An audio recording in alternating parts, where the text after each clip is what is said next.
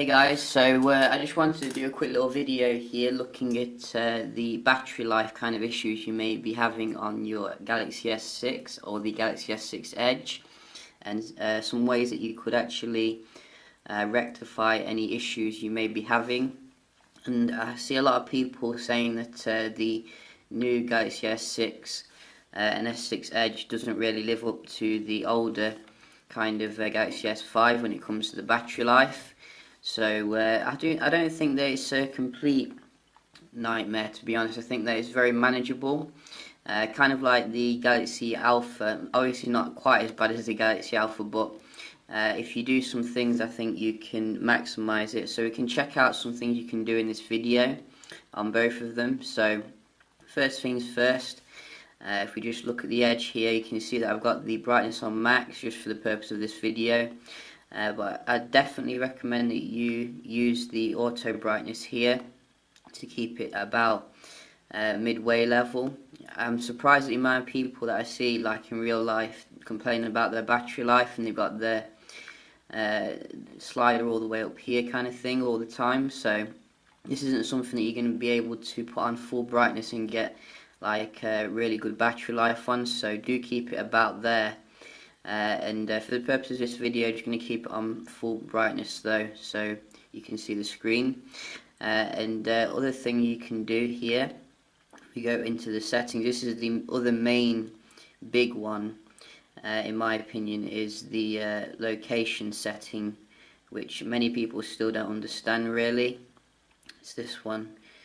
So if you go in here, you can see I've got on full accuracy here, mainly for the purpose of my video making, so that when we test the GPS it's accurate. But in day-to-day use, there's not really much need to have this on full accuracy. If you do need the GPS, I'd recommend that you put it on GPS only, which to me, on multiple devices, it seems to save a lot of battery life putting it on that.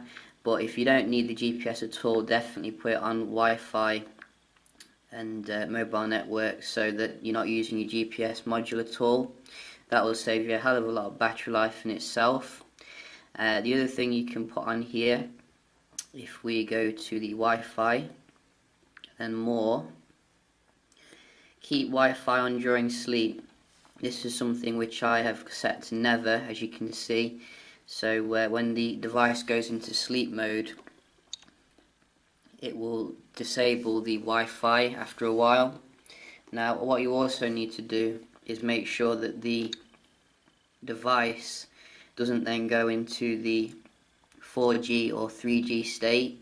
If you do need stuff to come through in terms of like emails, etc., then fine, you need to have a data connection or you need to have a Wi-Fi connection. But those you don't need, everything coming through all the time, I disable this, and then when you put a SIM in the device, you'll get another setting, mobile data settings, and it'll allow you to disable the data or enable it. So I'd definitely disable that as well.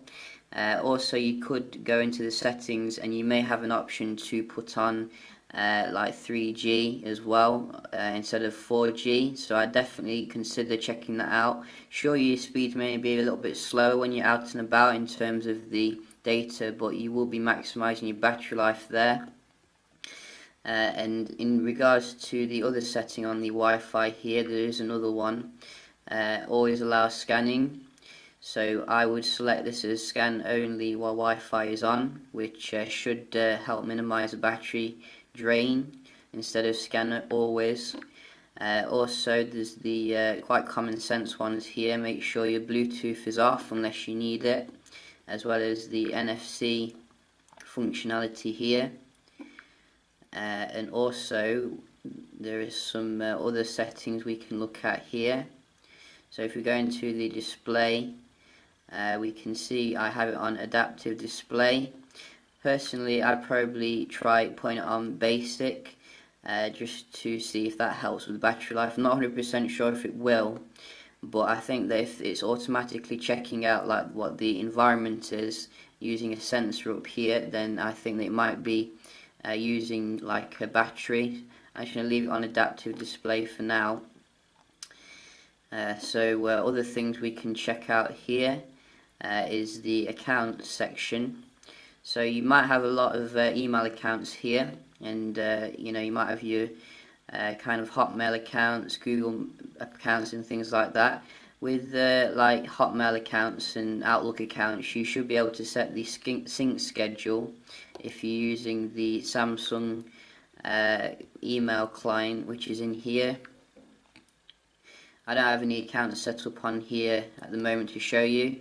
Maybe it would have been good if I did, but I just wanted to basically tell you what to do if you do have like accounts. What you can do is go into the settings on one of them and go like into the more, or sorry, so click on the actual account, and then if you go into the settings, you should be able to see somewhere where it says a sync schedule, and you don't want to leave that on push because it will be basically pushing emails through straight away. I'd set it to 1 hour or something like that, which means it will just check every hour for a new email, and that will definitely save some battery life.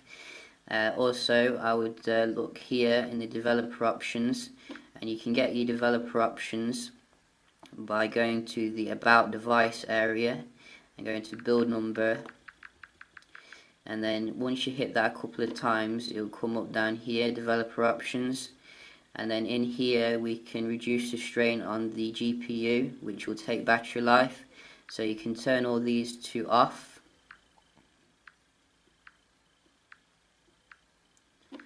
and then once they're all off, you'll see that there isn't any more fancy animations really, and that will reduce the strain on the battery life there. Also, I see a lot of people using live wallpapers. Samsung did actually take away the live wallpapers from the S6, which is quite interesting. But if you downloaded any third-party ones, I definitely recommend you change to a static wallpaper like this one, because that does take a little bit of battery life to have the animations in the background there. Also, you may be able to see here we have some edge functionality on the right side, and I have a feeling that many of this may actually drain your battery life, so I would definitely turn it off if you don't use it that much. You can still enjoy the aesthetic effects of having, the Edge, one of the best phones on the market right now, but I think a lot of the functionality you don't 100% need if your main focus is battery life here. And there's also a settings panel you can see in here, so you can turn off all these things which will definitely drain battery, like the edge lighting, the night clock as well, or information stream will be pulling in lots of kind of data from your news feeds. Get that off, so that should improve the battery life a hell of a lot. Also, there's the active voice commands as well, which you can put on the S6, which I have set up, but like some other phones like the Moto X, I think that it may drain your battery, so I think that you should definitely get that off. So if you go into the tools here, S Voice, settings,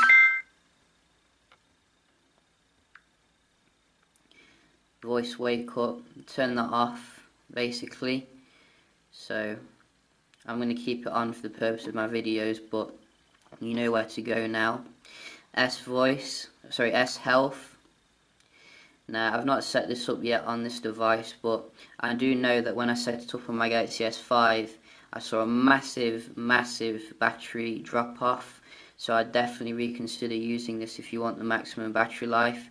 I think you can pause the pedometer every now and again when you need like a maximum battery life. Maybe you're going camping or something, go into your S Health and just pause the tracking of where you are, because it is using your GPS.